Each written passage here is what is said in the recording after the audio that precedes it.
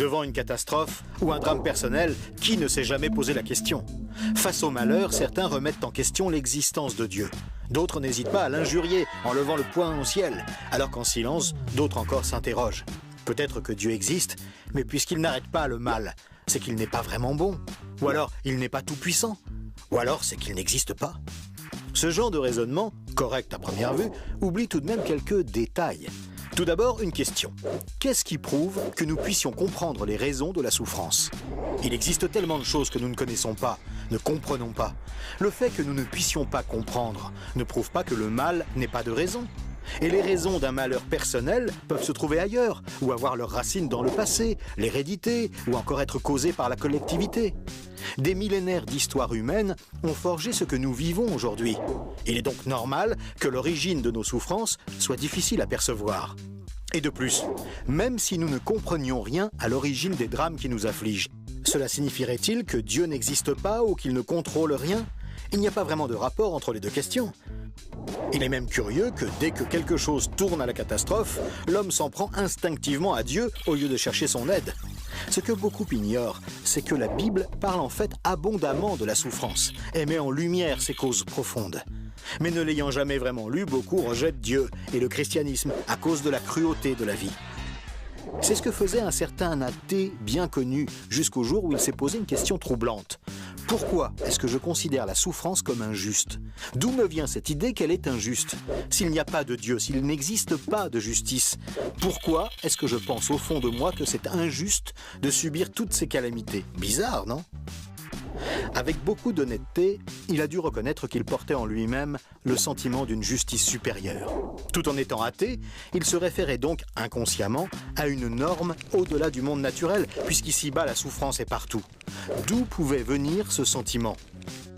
Ce questionnement l'a conduit à reconnaître qu'il devait donc exister quelque part, en dehors de lui, une référence, une justice, un être supérieur, juste et bon.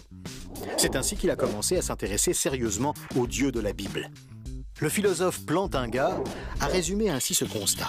Si vous pensez que l'effroyable cruauté existe réellement, alors vous avez là un solide argument en faveur de l'existence de Dieu. Ce sentiment d'injustice face à la souffrance est parfaitement en accord avec la Bible et contredit donc totalement l'idée d'un Dieu lointain, non concerné, ou pire, d'un Dieu qui se satisferait à punir. C'est peut-être comme cela que beaucoup de gens se représentent Dieu, mais ce n'est pas le Dieu de la Bible. Quelles sont alors les causes de la souffrance? Un personnage biblique, Joseph, qui fut vendu par ses propres frères à une caravane de bédouins pour finir esclave dans une famille en Égypte, illustre le fait que la souffrance est parfois le seul chemin vers une situation meilleure. Après avoir été réduit à servir ses maîtres, loin de son pays et de son père qui le croyait mort, Joseph s'est élevé progressivement jusqu'à devenir Premier ministre. Et grâce à lui, sa famille et des milliers de personnes ont pu être sauvées de la famine et de la mort. Certaines souffrances sont parfois le seul moyen d'accéder à une situation meilleure, même si nous ne le voyons pas. Plus près de nous, Mandela, en Afrique du Sud, a dû subir 27 années de prison à cause d'un gouvernement raciste et inflexible avant d'obtenir l'abolition de l'apartheid. Bien sûr, il existe beaucoup de souffrances terribles qui ne produiront jamais rien. La Bible mentionne très clairement la source première des souffrances humaines. La plupart de nos malheurs trouvent leur origine dans le fait que l'humanité s'est détournée de Dieu et a rejeté ses commandements. Cela peut sembler très théologique ou être vu comme une sorte de punition arbitraire. Pourtant, à y regarder de près, c'est au contraire très concret et tout à fait logique. Prenons l'exemple d'un des 10 commandements bibliques les plus simples. Tu ne tueras point. Avez-vous déjà imaginé un monde sans meurtre? Plus aucune guerre, plus aucun massacre, plus aucune vengeance, uniquement en décidant d'appliquer un commandement de 4 mots. Cela ne demande pas d'argent, pas de grandes études, ni d'organisation internationale compliquée. Un simple acte d'obéissance suffirait à éradiquer d'un coup des millions de drames. En fait, une étude approfondie de la Bible montre que toutes les souffrances, y compris les maladies ou les tremblements de terre, disparaîtraient si l'homme acceptait de se laisser conduire par Dieu. Cela paraît bizarre ou simpliste, jusqu'à ce qu'on commence à réaliser qui est vraiment Dieu et qu'il aime vraiment l'homme, raison pour laquelle il lui a donné une vraie liberté avec de vraies recommandations. Alors, accuser Dieu de ne pas intervenir, c'est un peu comme lui dire « Écoute Dieu, j'ai inventé un super fusil, mais si jamais je tire sur quelqu'un et que tu ne fais pas un miracle pour arrêter la balle, alors tu en seras responsable. » Qui décide des guerres? Qui affame des populations entières? Qui est égoïste, voire méchant, à l'égard des autres ou de sa propre famille? N'avons-nous aucune responsabilité à nos souffrances? Et si la nature est déréglée, est-ce vraiment la faute du Créateur?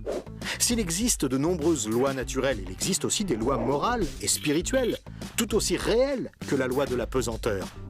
Si nous les transgressons, est-ce vraiment surprenant que nous ayons des problèmes?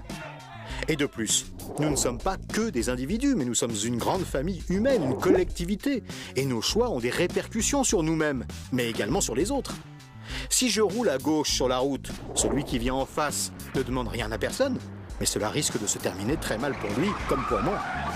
Cela revient à dire qu'au fond, nous sommes en accord avec Dieu puisqu'il dénonce lui aussi la souffrance et ses causes, et qu'il veut lui aussi notre plus grand bien. À ce niveau, nous pourrions résumer les déclarations de la Bible en 2 points essentiels. D'abord, que nous avons une part de responsabilité, et ensuite, que même si le Dieu de la Bible nous laisse libres de nos choix, il n'est ni indifférent, ni impuissant, mais qu'au contraire, il a mis sur pied un véritable plan de réparation. Et toute la Bible tourne précisément autour de ce grand plan de restauration.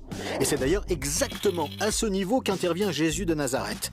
Si Jésus n'a cessé de faire du bien, guérir les malades et les malheureux, tout en enseignant l'amour véritable, c'est justement pour montrer de façon tangible la réalité de l'amour de Dieu envers les hommes.